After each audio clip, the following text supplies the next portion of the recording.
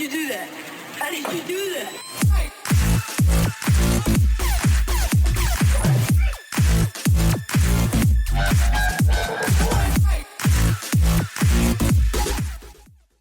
Welcome back everyone to another ESO build video. Today is the update for Dragon Bones for the Easy Tank. Now this has been used quite a lot in the past. I got a lot of positive responses from this, especially for beginner tanks as well, or just hit max level and kind of looking for beginner gear. And this is capable of all the other stuff as well, all the shiny stuff. If you've got the buffs in your groups already and this guy doesn't necessarily need to slot them, then you can perform very, very well at endgame with this as well. Especially for those groups that are working in progression and all that kind of stuff. Now, what this is a mixture of two major factors. One, high health, so you can take a lot of damage, and two, high stamina, so you can block a lot. Now, there's a lot of builds out there that does kind of one or the other. Well, this does both, and it has cap resists with no buffs required. So, first of all, I'm going to get into the stats. Sitting at 48, almost 49k max health. That's without a warhorn. You do go over 50k. 21k stamina, which is huge. 1500 recovery, a little bit more than that actually. Let's pop a potion. There we go. 1800 recovery for Magicka. We're going to use a lot of Magicka skills. We can spam those shields. 34,000 in spell resistance. Now there is 1k over cap, but don't worry. We get that extra bonus because we're a Dragon Knight anyway. We are a little bit over, but don't worry, it's just fine. Also, physical resistance is currently at 32,000. Now the cap is 33100. So we're 1,000 under cap. If you get combat prayer or any minor buffs towards your physical resistance, that will put it slightly over the cap, so you can drop that a little bit in your CPs if you want. But again, we're hitting cap resistance almost on both without any buffs at all. 64 points into health, which is why health is so high. Stage 4 vampire, of course, because you get huge mitigation for being a vampire, especially at low health, and you have recovery bonuses, which I will get into. Max health and max stamina food, which I'm going to show you a variation of, which you can change. And of course, we're using the Atronach Mundus stone. That is for recovery, by the way, for Magicka recovery. Now, if you want to change your food, you'll dip a little bit of health and you'll dip a bit of stamina, but your Magicka recovery goes through the roof. So if we pop this and pop this, we end up with 48.2k health instead of 48.7, which is okay. 16k stamina, which is manageable for most, especially if you're experienced, and 2,471 recovery instead of 1,800. So that's a huge bonus, and we can spam our igneous shields, which I'm going to get to if you're not familiar with, a lot more often. So it's up to you. Depends on the fight, whichever way round you're more comfortable with, but they're your two food options. You've got max health, max stamina, which is this one here. It's a couple of variations of that, but basically max health, max stam. And then there is max health and Magicka recovery. For this one, you need to do a Hrothgar quest to unlock this recipe. Failing that, hopefully someone can make it for you. But these two foods are the ones I take with me all the time, and depending on the fight, depends on which one I switch to. But we're going to go flat stats for now. So now I'm going to get into the skills. These are very, very important. Some of them are flex slots. Some of them really aren't. But this is going to make a lot more sense once I get into it, especially if you're new. So first of all is Igneous Shields. This is in the Earth and Heart skill line. It's the third ability down, and you are going to need this. This gives you a damage shield equivalent to almost 5k, but it is 200% stronger for you.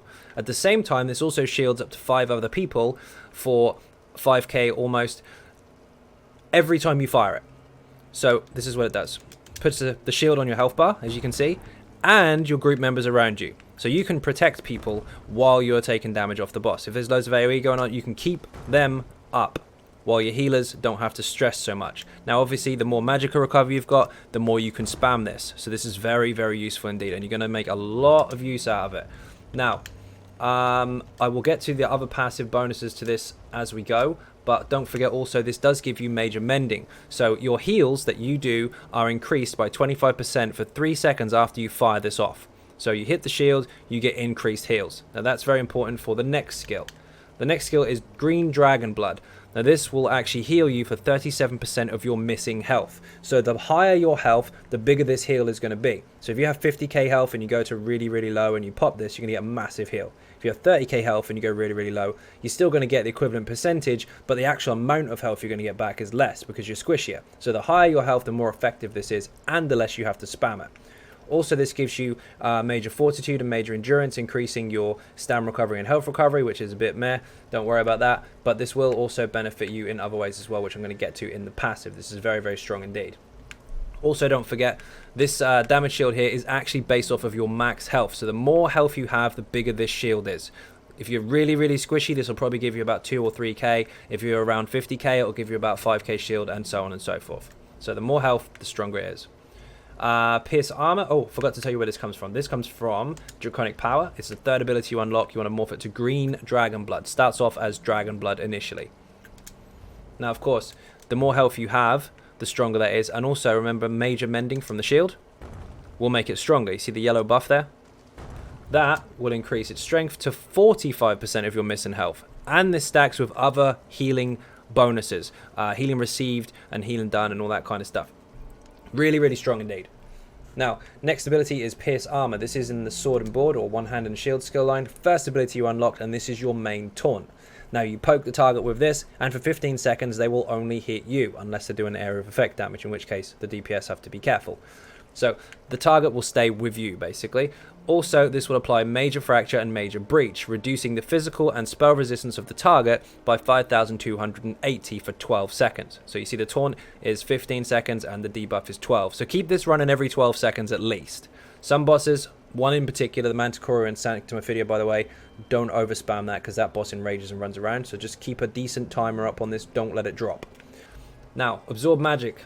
This is the third ability, in the Sword and Board skill line. And what this does is, while it's on your bar, it reduces the amount of damage you take while you're blocking. Also, it reduces the cost of your block. And if you activate it, it activates a shield, which will absorb 1 spell projectile. Now, that's up to 25k. However, if you are hit with a spell ability and this disappears and absorbs it, you will heal for 17% of your max health. This also stacks with healing received and healing bonuses. So if you put the shield on first and then check it out, it's 20% of your max health. Remember, the higher your health, obviously the bigger heal that's going to be, the more effective it's going to be for you. So that's why we've got lots and lots of health. Not just so we can get slapped a lot, but also so our shields and our healing abilities are much, much stronger. Bone Surge, this is very, very important indeed.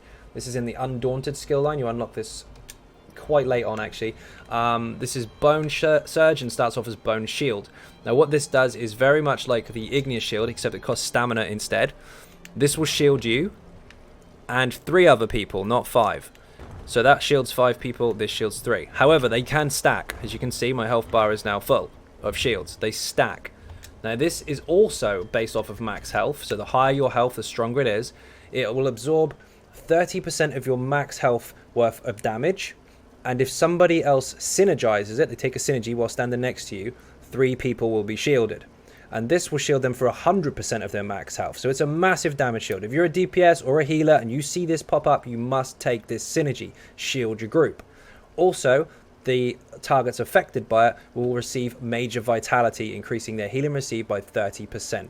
So that's huge. So the squishies get a massive shield, and then they get that burst 6 seconds worth of huge heals so they don't die. It's very, very strong indeed. You need to stack these up as much as possible, but manage your sustain. If you're not familiar with that, a heavy attack, one of these, will fill your stamina a set amount. Around 2.5k almost, depending on your CPs. Based on what I've got, that's about right. But make sure you maintain your stamina while using this, because it is a bit expensive. It's 3.5k.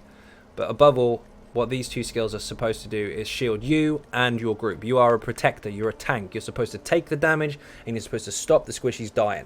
These will help. Now, the ultimate on the front bar is Shield Discipline, which I absolutely love. This is in the Sword and Board skill line. You unlock it at Sword and Board level 50. One Hand and Shield, I know. Sword and Board's a habit. It's only 135 ultimate. It's very, very cheap, and it lasts for 7 seconds. Now, while this is active, you block for free. You move at full speed, and all your One Hand and Shield abilities are free also. So Absorb Magic, you can spam and just take loads and loads of magic damage and heal off it. And Taunt, doesn't matter how many targets you got, every taunt is free while this is active. So take advantage of it. Unlike Molten Armor or Magma Shell, which a lot of people tend to use, which I won't go too much into, that costs a lot more, and of course you can be knocked around the room. You can't be knocked down because you're blocking, unless certain mechanics knock you down anyway, but most stuff won't knock you down. You don't have to pay for your blocks. You can get your resources back and then get back in the fight. This is your oh shit button. Don't spam it. Only use it when you really, really need to, if you don't have enough ultimate for the back bar ultimate. Okay, onto the back bar. Now, this I'm going to get to in a minute. Heroic Slash. This is in the Sword and Board skill line as well. Second one you unlock, and you want to morph it to Heroic Slash. What this will do is it will hit the target for a small amount of damage. It's not massive because you're a tank, but this will reduce the amount of damage that target does by 15% for 12 seconds. Also, for 9 seconds, you'll gain 1 ultimate every 1.5 seconds. So, if you hit them like this, you can see the debuff on the target. The broken sword, his damage is now reduced and my ultimate goes up. Also the block ulti, I didn't show you what it looks like. There you go. You can run around with block. Absolutely amazing. And everything's free until it runs out. Including Heroic Slash, by the way, which we're now on, because that is from the Sword and Board skill line. It's very simple. You just apply at least every 9 seconds if you can afford to. If not, just keep it up every 12.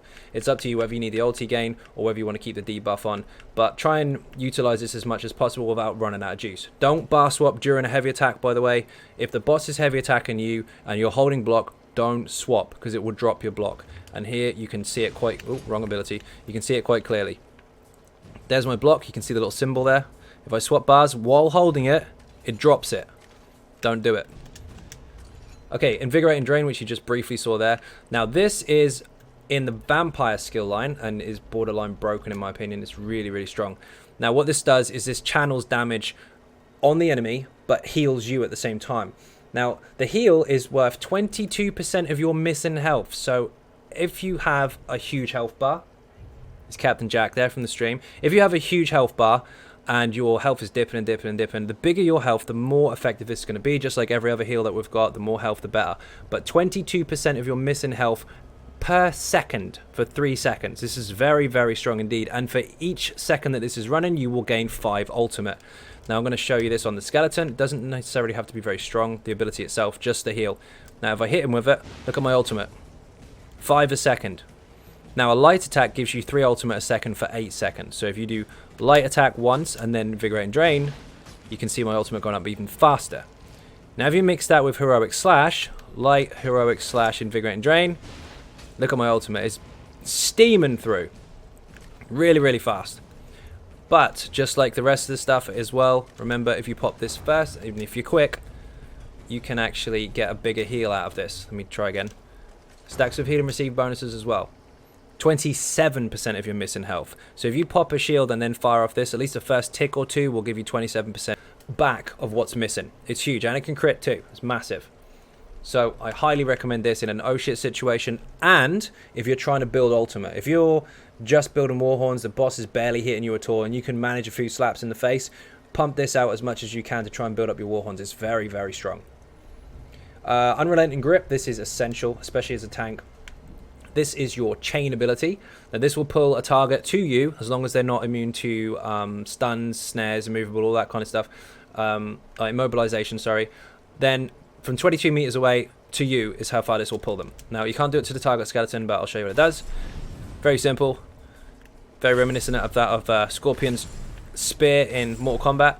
And it'll pull the target to you. You don't have to run around the room. Like, you don't have to run to him and all the rest of it. Just pull him in. Very, very simple.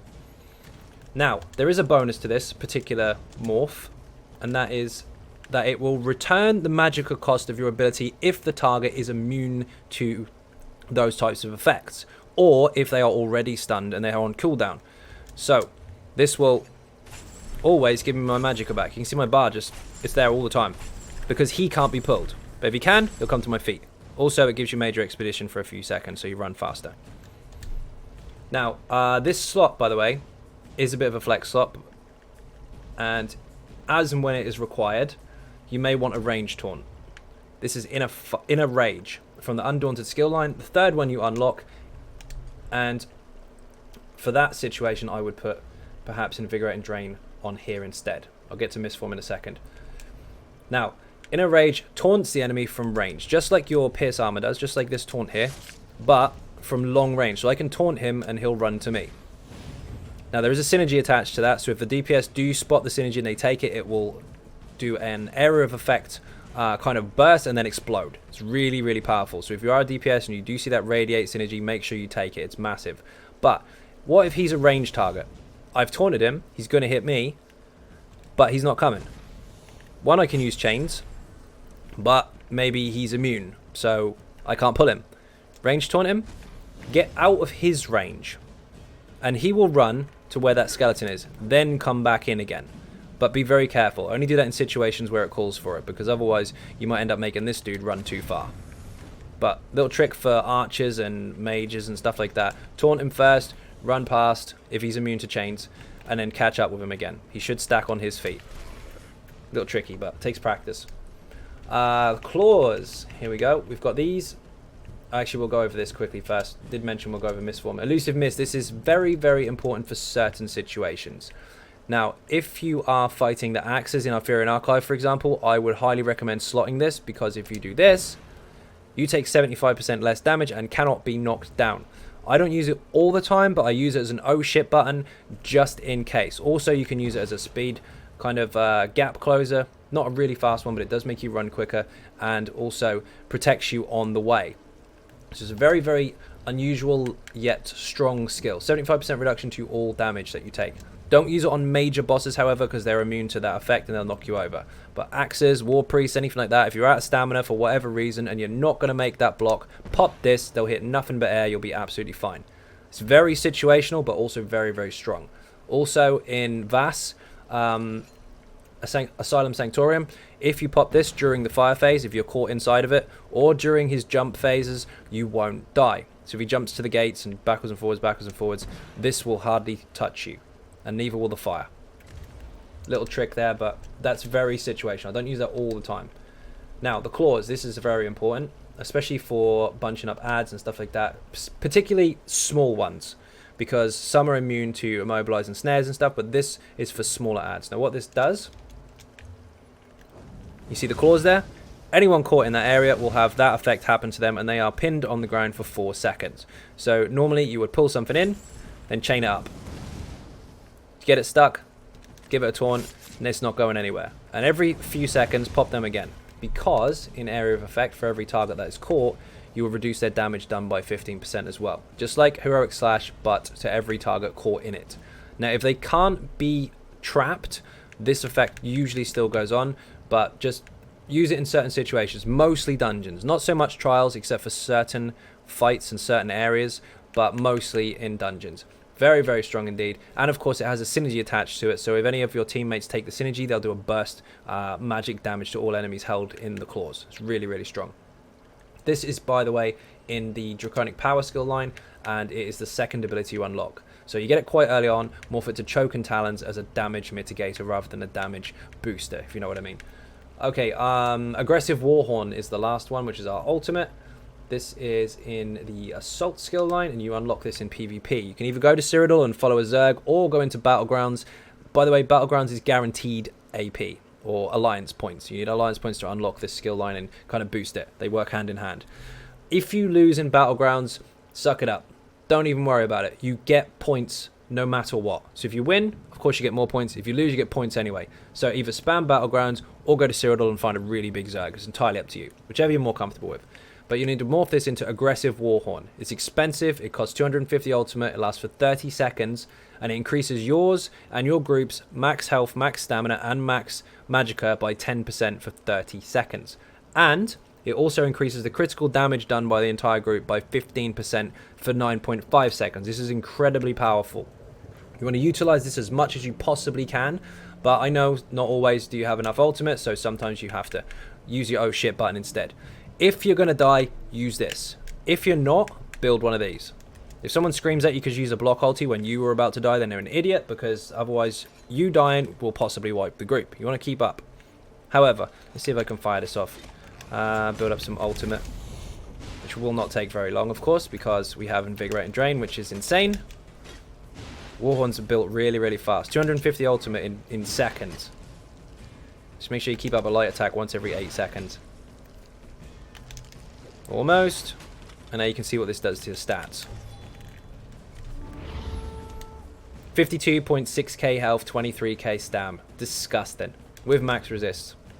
Keep that up as much as possible, but again, like I said, use your oh shit button if you have to. Now, passives. Passives are very, very important, of course. Ardent Flame, these are not essential. I did do a lot of DPS on this character in the past when he was set for different roles during the leveling process. But you can get these if you want, but they're not necessarily essential. However, I would encourage you to get this one because it reduces the speed of targets caught by Ardent Flame abilities, stuff like that. So if you do catch them with chains, I mean, they can get snared and such when they come in, so they can't run away so quickly, although sometimes they do, so be careful. But again, these are not extremely important. These are kind of if you want to get them. If you haven't got enough points, don't worry. Fiery Breath you can fit as well. I know there's a lot of tanks out there using Fiery Breath. If you morph it to Burning Breath, then it allows the flame damage DPS guys to do an additional 10% damage to the target with those flame abilities. If you want to slot that, you can, but on this particular build, I'm not. I'm usually running with another mag DK anyway, and they usually cover it. Up to you, however. Deep Breath, I haven't got to. This is actually something you can use.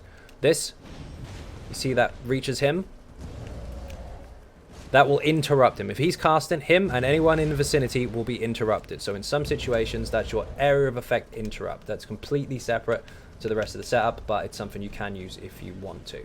Where's my Ignis Shield's gone? Let's get back to the passives before this gets overcomplicated, because it's not meant to be. Now this skill line you will need. Iron Skin, this increases the amount of damage you can block, so you take less damage. While Draconic Power ability is active, your healing received is 12%.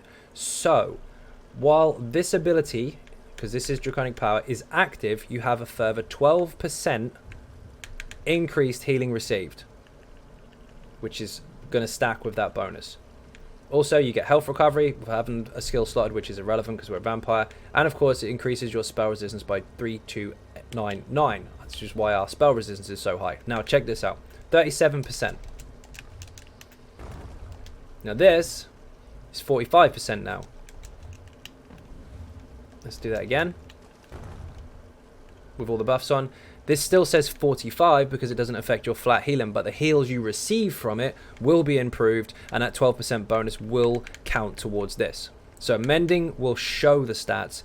Healing received will present the stats once you actually fire off the ability. So it's really, really powerful. Keep this on not just as a heal, but keep it on as a buff at all times to make sure you get that extra bonus to your heals. We went through those already. Now, Earth and Heart is essential. Increase the duration of your Earth and Heart ability so your shield lasts longer. 7.2 seconds instead of around 6, I think.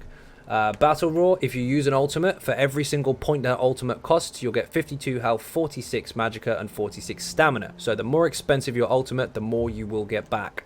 Take advantage of your Warhorn as much as possible, unless you're in shit, in which case you use your shield ulti. The more expensive the ulti, the more resources you will gain. Earth and Heart abilities give your group, 6 people, including yourself, minor brutality when you activate them. And if you use it once every 6 seconds, you'll get 3 ultimate. This is an Earth and Heart ability. You just give everyone minor brutality, including yourself. That little hammer there, that's minor brutality. Every time you use it, it recasts. Restarts the timer even. Now, also, once every 6 seconds using this, you will gain ultimate as long as you're in combat. So if you mix this up together, we did a light attack. We've got 8 seconds worth of ulti gain. Did a heroic slash. We've got 9 seconds worth of ulti gain. We're in combat. We'll do this once every 6 seconds. Free ulti. And then we'll use Invigorate and Drain as well. I think you can see where I'm going with this. You can build up a lot of ultimate very, very fast. Takes some practice to understand all that, but mix them together, it's really, really strong. Also, when you use an Earth and Heart ability, you restore 990 stamina. So, you don't gain stamina while blocking. But you do if you press an Earth and Heart ability. And here is one right here. My stamina is actually going up. That's why we need our magical recovery, because we want to take advantage of this. Not just for the shield, not just for the heals, but so we can spam it in order to make sure our resources are balanced. We can keep them up. Now, if I use a magical potion food instead, I can spam it a lot more. You can see, you don't need a huge pool of magicka, because we're not using this for damage, we're using it for usage. And the more recovery I have, the more often I can use these abilities. And as I don't need to heal too often because I have huge health, that also helps my resources as well. Again, the food is an option that you can decide on. Passives again, sword and board, get every single one of these, you're going to need them all. Reduces the cost of your one-handed shield abilities, reduces the cost of blocking, increases your weapon damage for those skills, but that's not necessarily essential. But it also does reduce the amount of damage that you take while you can block. Also increases your movement speed while you're moving around with your block held, and also increases the amount of damage you can block from projectiles and all that kind of stuff. It's very, very important that you get all of those. Heavy armor, we're using nothing but heavy armor, so we get max resists, max return from being hit, 757 every 4 seconds, just for taking damage on magicka and stamina, which is quite nice. Juggernaut, we're using 7 pieces, so 2% for each piece contributes to our max health, which is really, really nice. Increases the magic and stamina you restore from your heavy attacks. Because we're using 5 pieces of heavy minimum, your heavy attacks restore more. Also, we have increased healing received. As you saw on Dragonblood, we have the 8% flat. We also have the 12% from the Draconic Power, and we also have an 8% from here. Now, the heavy attack bonus you get, if I spam some stamina usage, and then heavy attack, watch, you get quite a lot back. You mix that with Igneous Shields, it's not going to take a lot to get your resources back. Very, very simple. Now, to utilize that properly inside heavy attacks, there is a way to animation cancel this with a shield. If you hold heavy attack and queue up the shield or the heal, it will fire when it is ready and cut out half the heavy attack itself. So if I press this and hold it now and press shield straight away, shield's pressed, it will stop my heavy attack halfway instead of doing a full one like this. Instead of doing one of those, stops it halfway, gives me the shield as well. Practice that. Takes a little bit to get used to. Vampire, we are of course a max level vampire, level 4 in fact. So level 10 on this, but a stage 4 vampire to take advantage of our magicka recovery and undeath. Undeath means while you're under 50% health, you take up to 33% less damage. We have huge health, we have huge damage shields, we have huge heals, and we have huge mitigation when we are low. This is insane. I wouldn't go any different stage of this. I know you can go for stage 3 or higher. You don't have to be stage 4, but because I'm using Invigorate and Drain, that will actually put me back to stage 4 anyway. So stage 4 all the way, even in fire. It's absolutely amazing. Fighters Guild, you are going to need this. Intimidating Presence, I would strongly recommend getting just in case you ever slot this skill. This goes on the floor. People inside of it take 8% less damage and increase their stamina recovery. You're not going to use it all the time, but just in case you do want to slot this, I would buy this, because then this is cheaper. This is very expensive. But above all, this one here. When you kill undead, Daedra, or werewolves, if you get the kill and blow, and sometimes you might, just in case you do, get this ultimate, because you'll get this passive, because you'll get 9 ultimate back for doing so. Undaunted, of course, this is essential. Get this as soon as possible. Make sure you take every synergy you can get. You'll get resources back. Every synergy is friendly. Make sure you take them. Also, increases your max health, stamina, and magicka by 2% per type of armor worn. We're only wearing one type of armor, which is heavy, so we get a 2% increase to max health there. And our resources, by the way. So your stamina and magicka as well. We are a Nord, which means we have a 6% increase to max stamina and health recovery, but the health recovery is irrelevant. We have an increased 9% max health. We also have cold resistance, and we also have a 6% reduction to damage. So we mitigate a lot. We have cap resist, we have huge health, we have vampire, we have big shields, we have big heals, and we also have more mitigation here. I think you can see where I'm going with it. Alchemy, I would strongly recommend you do this. Get your alchemy up as soon as possible. There will be a link in the description for a tutorial on how to get this particular skill line up really, really fast. Then once you've got it maxed, dump all the skill points and just put 3 into here. If you're using crafted potions, which I am, they will last 30% longer. Now, here's an example. I'm actually using tripods. You don't have to use these, but I use tripods, which basically give you all 3 resources back. So you pop this, you get stamina, magic, and health back, and 20% recovery for all 3 resources. Now, the cooldown is 45 seconds. These normally last for 36, but because I've got that passive, they last 47, which means I can keep this potion up forever. Very, very strong indeed. Okay, now I'm going to go into the gear. Some of this is very easy to get, especially since most of it you can acquire off the market. The monster helmet and shoulder. The shoulder's not too bad because it's just down to chance. The helmet is a little bit more difficult than most to get. However, I'm going to give you an option as to what you can change if you need to. So we're using 5-piece Lecky. Now I know if you look at the stats for this, weapon damage is useless. Stamina is nice. We want some to block with. Stamina recovery is only useful while we're not blocking. But this does reduce the damage you take from area of effect abilities by 25%. But it has a negative effect. It also reduces the area of effect heals that you use by 25%. However, Dragonblood is a single target heal. That negative effect is void for us. We don't have any area of effect heals, so we are fine. So we have no negative on this and a full out positive. All AoE damage that you take is reduced, and this is a big bonus. I'm going to give you an example. In Arthurian Archive, the first boss, when he goes into his flip out stage and he's throwing lightning everywhere and everyone's got to get to those lights, the last tick while blocking without this, with max resist, was hitting for around, with this particular character, was hitting for around 5.2k, maybe 5.3.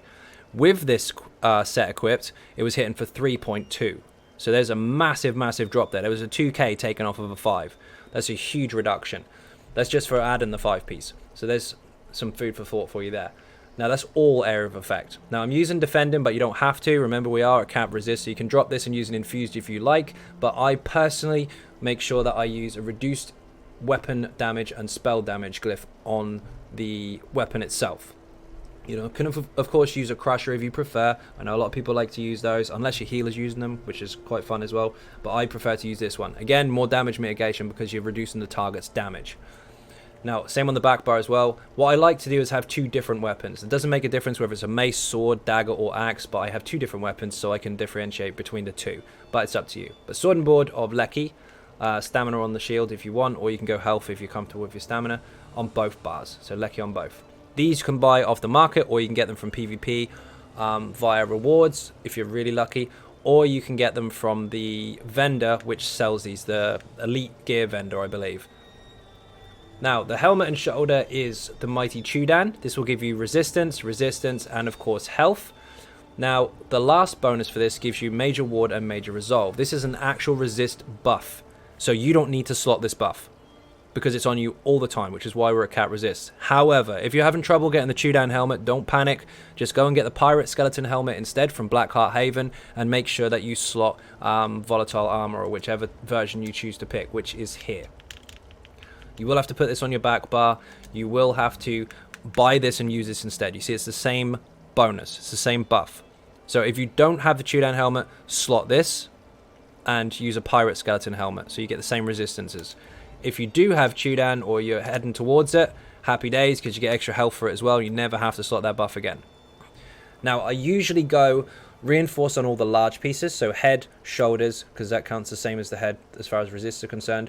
Head, shoulders, legs, and chest. However, this guy's got a sturdy on here instead, but that's absolutely fine. I will put sturdy on all the small pieces. Now, the second set, instead of the Lecky, of course, or alongside it, is the Plague Doctor. So you have max health, healing received, or healing taken, whichever you want to call it. It's the same thing. And then a big bonus to health at the end. So we have huge health, we have huge stamina, we have massive AoE and single target, obviously, mitigation based on our skills and our bonuses to our passives and race and all that kind of stuff. We have a mixture of everything. High stam, high mitigation, high health, and good mag recovery as well. Again, sturdy on all the small pieces, reinforced on all the large, and the jewelry and weapons are Lecky. That way you don't have any medium pieces on you. These are robust, which is where our stamina bonus also comes from. Again, also make sure that to get the big recovery bonus, you have magicka recovery on every single piece. You don't need loads and loads into block cost reduction, because we've got shit tons of stamina anyway, and we're absolutely fine with our block cost. But just note that block cost did get affected in the last patch, and we do have high diminished returns if you go too far into sturdy and too far into shadow ward and too far into glyphs and stuff like that. So don't go too nuts. You can sturdy all these out if you want, if you're comfortable with your resists, and then just take the buffs from your group to top it up. But don't go too mad, because each bonus that you apply to this or add to it will reduce each bonus's effectiveness. You can gold them out if you want to put them all to 4%, but I wouldn't go any more than this amount, unless, of course, you're not comfortable. Now I'm going to go into the champion points and finish this off. 40 points into Ironclad. You are the one getting hit with direct damage. You need points into here to make sure you take less of it. Now, if you're really uncomfortable, you can actually put more points into here to further improve this, but 16% is absolutely fine. Well, for me at least, I'm really comfortable with this, so this is where I put 40 points into here. 56 into Hardy and 56 into Elemental Defender, reducing the damage you take from pretty much everything by 12%, and 19% reduction to damage over time effects. Most damage over time is actually AoE as well, so that counts alongside the Lecky, also counts alongside whichever damage type it is, which is really, really nice. Also, 14 points into Expert Defender. This is for lights and heavies that affect you, which do work alongside these, and also does work alongside this, so balance those out nice and evenly, so you can take a decent amount less than you should do. Also, quick recovery, 11 points into here for more healing received. And I put 12 points in here for 1.1k physical resistance. You don't necessarily need this if you've got all the buffs and you're hitting cap in your group, so you can drop these and put them all into here if you want. But just to level out the resistance, especially since I'm doing a lot of dungeons and trials and stuff with not necessarily all the shiny buffs, this actually really helps to keep you on that cap almost. This is very important. You will be resin people, because I'm sure you'll be probably the last one up in most situations, but this here is very important. You've got so much mitigation, why not take this passive? You just need 10 points in this tree, and anyone that you resurrect, while you're doing so, you'll take 15% less damage. Very strong indeed. Warlord, 15% into here, 37 points in fact, to make sure that you reduce the cost of break free. You will get stunned, you want to reduce the cost. 75 points into Tenacity for 14% return on heavy attacks. If you go to 100, which is another 25 points, you'll only get 1%. It's not worth it. Don't waste the points. Same applies for this. Increases your mag recovery. 14% is fine. 15% is too much, because you waste 25 points doing nothing.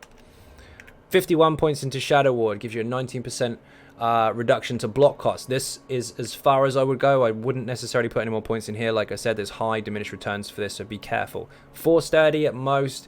And this is normally just fine, unless you want to perma block all the time, in which case go for it, but it's going to cost you a lot of points and you're going to lose out in here and here and here if you do so. I do have points into bash reduction, just because there's 2 points left and there's nowhere to put them, so I may as well get 1% of something. Now, 75 points into blessed, meaning our dragon blood, our heal, is more effective. It's increased by 14%, which is bloody huge alongside all the bonuses we have. Elfborn to increase the heal that it does if you crit it, which you will do occasionally. This is in here because I've got 1 point spared. Don't worry about that. Just know where to put it, because if I put it into here, it's not going to hit the next percentage bonus, so I won't get anything from it. Now, this is very important. Vengeance. When you block 3 spells within 10 seconds of each other, your next magic ability used within 5 seconds will always be a critical strike. Now, that ability has to do damage or it has to heal, so your shield doesn't count. It doesn't take away by using Igneous Shield. If you block 3 spells, once every 10 seconds, that will start the timer again. If you clock this up to 3, there'll be a symbol just like you can see now. You see this mage, the big picture in the background? There'll be a small symbol of that in your buff window. If that clocks up 3 of them, that's your opportunity to hit Igneous Shields, then heal. You are guaranteed to crit from Dragon Blood, and it will fill your health bar no matter how little health you had in the first place. It is absolutely insane. I did do a video about this as well, explaining it and demonstrating it. That's also in the description. I would take advantage of this passive as much as possible. Get used to it, understand it, and abuse it. It's really strong. No points in here, don't need any damage. However, this tree, I put 100 into Mighty, which increases physical damage. It's irrelevant. 20 points into Pearson to increase how much I penetrate the target by when I do damage. This is also irrelevant, but I don't need to go to 100 here. I don't need to max this out because I can max heal anyway, so any more points are wasted. I put them into here to get 120 in this tree so I can get the last stand. If my health goes low, I'm a vampire, I take less damage. I have Lecky, I take less AoE damage. I have lots of resists, I have lots of health. 20% of my health is still a lot of health, and if I reach that point, I will gain major heroism, and I will be granted 3 ultimate every 1.5 seconds for 8 seconds. I can build war horns like hell. I can go low safely because I have max health a lot more than other people. It's really high. And also, Vengeance can take advantage of it as well. So go really low while blocking spells and take advantage of this and heal to full. You get ulti gain, you heal massively, you save your resources because you don't have to spam it, all that kind of stuff. It takes a bit of practice, but this here is very strong. Force yourself to go at 20% sometimes if you know you can get away with it, and you will get that ulti gain. So, another tip to remember, by the way, this here, this is called perma blocking. This is called heavy attacking. If you heavy attack, you'll get resources back. If you perma block, you'll run out. So, if you want to block a little bit more on this particular setup, you can, because you do have a lot of stamina, but don't perma block all the time. Learn the mechanics of the boss. Block when you need to, the big heavy attacks, not just because you have a block button. Don't do it just because you can, do it because you need to. The rest of the time, get your resources back, keep those shields up, and keep this buff up. You will do just fine. Okay, so hopefully that helped. Hopefully that wasn't too boring, and hopefully that wasn't too complicated, especially for some of you newer tanks out there. If you are not subscribing, please do hit that button. It is free. Furthermore, if you want to support the channel outside of YouTube, there are some links in the description for Patreon, for Twitter, for Facebook, and of course the website where all the guides are, XynodeGaming.com. Once again, thank you all very, very much for watching, and bye-bye.